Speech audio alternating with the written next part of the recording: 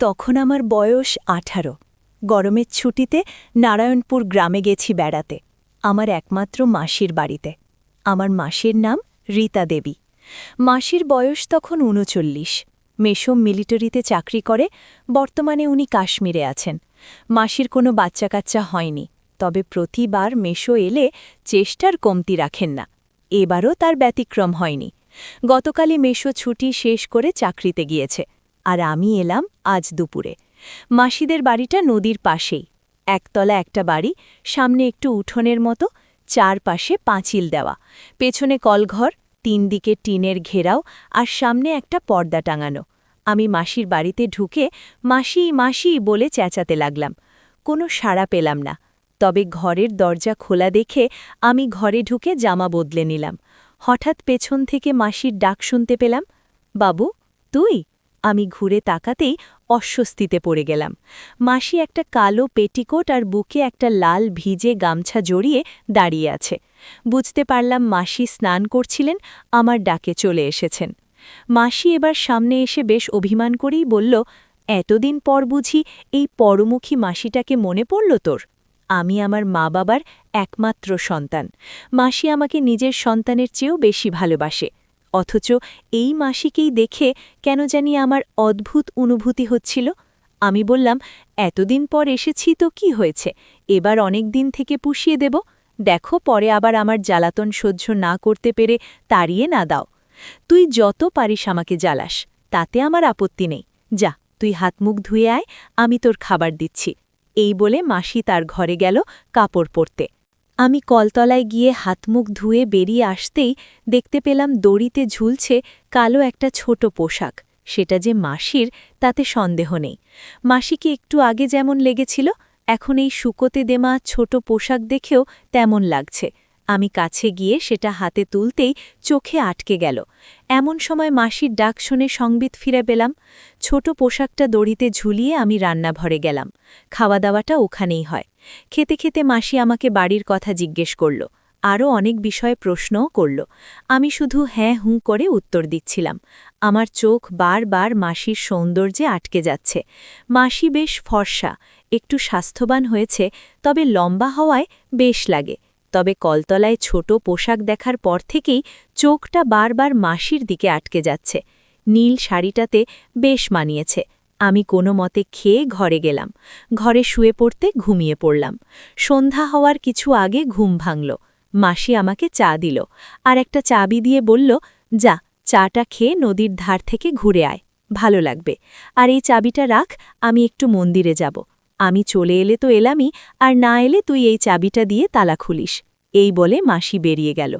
আমি নদীর ধারে হাঁটতে লাগলাম। কিছুক্ষণ হেঁটে বাড়ি ফিরছি।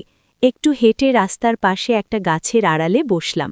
কিছুক্ষণ পর যেই গাছের আড়াল হতে বেরোব, অমনি রাস্তায় দুটো নারী বিপরীত দিক থেকে এসে মিলিত হয়ে থামল। আমি ভাবলাম ওরা চলে গেলে তবেই বেরোব, নইলে এই সন্ধেবেলায় আড়াল থেকে বেরোতে দেখলে অন্য কিছু ভাবতে পারে।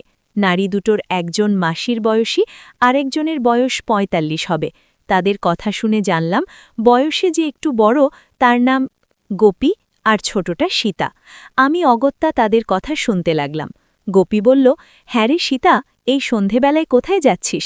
সীতা বলল, আরে গোপী বৌদি যে, এই তো রীতাদির বাড়িতে, ও ব্লাউজ পেটিকোট বানাতে দিয়েছিল, ওটা দিতে যাচ্ছি। গোপী বলল, দেখি ব্লাউজগুলো। ইস, ব্লাউজের কি অবস্থা, এই হালকা ব্লাউজ কেন যে পরে বুঝি না। সীতা বলল, কি যে বলো না, গরম বলেই হালকা কাপড়ের ব্লাউজ বানিয়েছে। গোপী বলল, গরম না ছাই, আমাদের গরম নেই বুঝি? আরে রীতা ওর সৌন্দর্য সবাইকে দেখাতে চায় বলেই এরকম পরে। এই বলে গোপী নামের মহিলাটি চলে গেল। সীতা ওখানে দাঁড়িয়ে বলল, রীতাদিকেও বলতে হবে ব্যাপারটা, বলেই সীতা চলে গেল। আমি আড়াল থেকে বেরিয়ে সীতার পিছু পিছু বাড়ি যাচ্ছি, আর এতক্ষণ যা শুনলাম তা ভাবছি। সীতা ঘরে ঢোকার কিছুটা পরেই আমি ঢুকলাম। আমি কোনো শব্দ না করে ঘরে ঢুকে ভাবছিলাম একটু আগে যা শুনেছি। আমার ইচ্ছে হলো ওদের কথা আড়াল থেকে শোনার। আমি বারান্দায় এসে মাসির ঘরের সামনে এসে দাঁড়ালাম। এমন সময় বিদ্যুৎ চলে গেল। ভেতর থেকে আওয়াজ আসলো, সীতা বাইরে চল, এই গরমে থাকা সম্ভব নয়। শুনে আমি দ্রুত আমার ঘরে চলে এলাম। রীতামাসি বলল, শোন, আমি না বলা পর্যন্ত তুই অশোকদাকে এ বাড়িতে আসতে নিষেধ করবি। আজই ওকে এটা জানাবি। বাবু বাড়িতে, বুঝতেই পারছিস, জানাজুনি হলে ঝামেলায় পড়ে যাব। সীতা বলল, তা না হয় বলবো, কিন্তু এভাবে আর কতদিন গো? পাড়ার মহিলারা যেভাবে আমাদের, বিশেষ করে তোমার পিছে লেগেছে, তাতে কদিন যে শাক দিয়ে মাছ ঢাকতে পারব ভগবানই জানেন। আজ গোপী খোঁচা মেরে কিছু কথা শুনিয়ে দিল। ওদের আলাপ থেকে বুঝতে পারলাম অশোকদার সাথে এই দুজনের গভীর সম্পর্ক আছে। দুজনের স্বামী বাইরে থাকে বলে অশোকদার সাথে একটু সময় কাটায়। আরও জানতে পারলাম দুইজন আমাকে পটিয়ে কিছু একটা করতে চায়। এসব বলে দুজন ওখান থেকে উঠল। সীতা দরজা দিয়ে বেরিয়ে যেতেই মাসি তার ঘরে ঢুকল। আমি নিঃশব্দে ঘর থেকে বেরিয়ে বাড়ির বাইরে বেরোলাম। কিছুক্ষণ পর বাড়িতে ঢুকে মাসি মাসি বলে ডাকতেই মাসি দরজা খুলে বেরিয়ে এলো। পরনে একটা নীল ম্যাক্সি। মাসি আমাকে বলল, কোথায় ছেলি রে বাবা? আমার বুঝি চিন্তা হয় না? হাতমুখ ধুয়ে আয়। আমি কলতলায় যেতে যেতে ভাবতে লাগলাম, মাসির এই ব্যাপারটা একটু অন্যরকম। ব্যাপারটা একদম গুলিয়ে যাচ্ছে। তবে মাসির কথা ভাবতে আমার কেমন যেন লাগছিল। বারবার মাসির কথা মনের মধ্যে ভেসে উঠছে। এসব ভাবতে ভাবতে রাতের খাবার খেয়ে শুয়ে পড়লাম। একটু পর বাতি জেলে মাসি এলো। মাসি এসে আমার পাশে বসে এক গ্লাস দুধ দিয়ে গেল। নে বাবা, দুধটুকু খেয়ে নে, তুই অনেক ক্লান্ত, এটা তোকে শক্তি যোগাবে। দেখিস না মায়েরা নিজেদের সন্তানদেরকে কত যত্ন করে। অবশ্য ভগবান আমাকে সেই সুযোগ দেয়নি। আমি কোনো মতে গ্লাসের দুধটা খেয়ে মাসিকে গুড নাইট বললাম। মাসির আচরণের এই পরিবর্তন বুঝতে পারলেও সাহসের অভাবে আমি কিছুই করতে পারিনি। অনেক কষ্টে ঘুমালাম। আর ঘুমের ভেতর মাসিকে স্বপ্নে দেখলাম। বন্ধুরা, ইউটিউবের করা নিয়মের কারণে স্বপ্নে যা দেখেছি তা সরাসরি বলা যাচ্ছে না।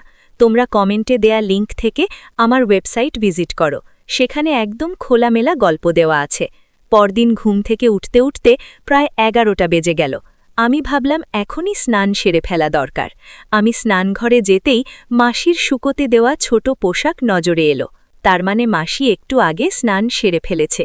মাসি যাতে বুঝতে পারে সেজন্য আমি ছোট পোশাকটা নিয়ে পর্যবেক্ষণ করতে লাগলাম। সুগন্ধ নাকে যেতেই অনেক ভালো লাগছিল। স্নান সেরে ঘরে পৌঁছতেই মাসির ডাক পেয়ে খেতে গেলাম। মাসির মাথায় একটা লাল টিপ আর সিঁদুর, নাকে একটা রিং পরা, তাতে মাসিকে অনেক সুন্দর লাগছিল। আমি ঠিক করলাম আজ সারা দিন মাসির পাশাপাশি থাকব। মাসি আমাকে খেতে দিয়ে পাশে বসে কথা বলতে লাগল। তবে মাসির মিটিমিটি হাসিটা আমাকে বেশ অস্বস্তিতে ফেলেছে। আর কোনো কথা খুঁজে না পেয়ে আমি চুপচাপ খেয়ে মাসির পাশে বসে রান্না পড়া দেখতে লাগলাম। আমার কাছে পুরো দৃশ্যটা কাল্পনিক মনে হলেও তা যে বাস্তব তা বুঝতে পারছিলাম। আমি মাসির কাছ থেকে উঠে চলে এলাম ধরা পড়ার আগেই। দুপুরে খেয়ে আমি আমার ঘরে একটু ঘুমোতে চেষ্টা করলাম। হঠাৎ মাসির ঘরের দরজা খোলার আওয়াজে আমি সজাগ হলাম। বুঝতে পারলাম সীতা এসেছে। আমি উঠে মাসির ঘরের দরজায় কান পাততেই শুনলাম, ধ্যাত, ওকে দিয়ে কিছুই হবে না, তুই বল না, আজ আমি যে পোশাক পরেছি তা দেখে যে কারোর মন আটকে যাওয়ার কথা। আর রান্নার পুরোটা সময় একটু অগোছালোভাবে ছিলাম, তবুও ওর কোনো সাড়া নেই। সীতা বলল, আহা দিদি, তুমি ওর ওপর রাগ করছো কেন? আমার মনে হয় তুমি ওর মাসি, তাই যদি কিছু মনে করো বা ওকে বকা দাও বা ওর মাকে বলে দাও, তাই কিছু করছে না। তাই আমি বলি কি, তুমি ওকে বাকি কথাগুলো ফিসফিসিয়ে বলাতে আমি কিছুই শুনতে পেলাম না। শুধু এটুকুই শুনলাম, মাসি বলছে, তুই পড়িস বটে, তাহলে এক কাজ কর, তোর বোনপোটাকে বলিস ওটা নিয়ে যেন 5টার দিকে চলে আসে। আমি বাবুকে নিয়ে তখনই বেরোব। তাহলে আমি যাই, দেরি করলে আবার চিনুকে পাওয়া যাবে না। এই বলে সীতা চলে গেল। আমি বিছানায় শুয়ে পড়তেই মাসি ঘরে এলো। আমার পাশে বসে বলল, বাবু, ঘুমিয়ে পড়েছিস? বললাম, না মাসি। কেন? চল, আজ একটু বেরিয়ে আসি, পাশেই শহরে একটু ডাক্তার দেখব, তারপর না হয় দুজন মিলে একটা মুভি দেখে বাড়ি ফিরব। আমি বললাম, ওকে, চল। এরপর দুজনে রেডি হয়ে বেরিয়ে পড়লাম। মাসি দরজায় তালা দিয়ে বেরোতে লাগল। মাসিকে একদমই চিনতে পারছি না। সকালে যিনি অগোছালোভাবে শাড়ি পরেছিলেন, এখন দেখি একদম গুছিয়ে শাড়ি পরেছেন। লাল সিঁদুর, লাল লিপস্টিক আর নাকে একটা রিং দিয়ে সাজান মুখটা ছাড়া কোনো কিছুই দেখা যাচ্ছে না। গ্রাম থেকে এই ছোট্ট শহরটাতে আসতে আসতে 6:30 বেজে গেছে। মাসি গাড়ি ভাড়া দিয়ে বিদায় দিল। ডাক্তারের চেম্বার থেকে বেরোলাম 7:30টায়। এবার আরেকটা অটোতে করে সিনেমা হলে চলে গেলাম। মাসির জাগটা ভালো করে জানা, মেশোর সাথে নাকি প্রায় আসে। মাসি আমাকে নিয়ে যে মুভিটা দেখল তা বেশ ভালোই, তবে মুভির মাঝখানে মাসি টয়লেটে গেল আর ফিরেও এলো একটু অগোছালোভাবে। আমি শুধু ভাবতে লাগলাম, মাসি হঠাৎই বেশ ধরল কেন? তাহলে আজ রাতেও কি কিছু হবে? মুভিটা শেষ হতেই আমরা বেরোলাম। তখন প্রায় রাত 10টা। মাসিকে যাওয়ার কথা বলতেই মাসি অবাক হয়ে বলল, পাগল হয়েছিস? এত রাতে কোনো অটোবালা যেতে চাইবে না। আমার এক পরিচিত দিদির একটা হোস্টেল আছে, ওখানেই থাকবো আমরা। একটা অটো নিয়ে প্রায় 20 মিনিটের মধ্যেই একটা গলির সামনে দাঁড়ালাম। ভাড়া মিটিয়ে মাসি গলি ধরে এগোতে লাগলো। আমি মাসির পেছন পেছন যেতে লাগলাম। একটা গেটে দুটো লোক বসা ছিল। মাসি কি যেন বলল, তারপর তারা আমাদেরকে একটা ঘরের সামনে দিয়ে চলে গেল। আমাকে বাইরে দাঁড় করাইয়ে মাসি ভেতরে ঢুকল। ভেতরে আরও দুটো নারী ছিল। তারা যে মাসির পরিচিত তা বোঝা যাচ্ছে। একটু পরেই মাসি একটা মহিলাকে সাথে নিয়ে বেরিয়ে এলো। তারা দুজন সামনে আর আমি পেছন পেছন যেতে লাগলাম।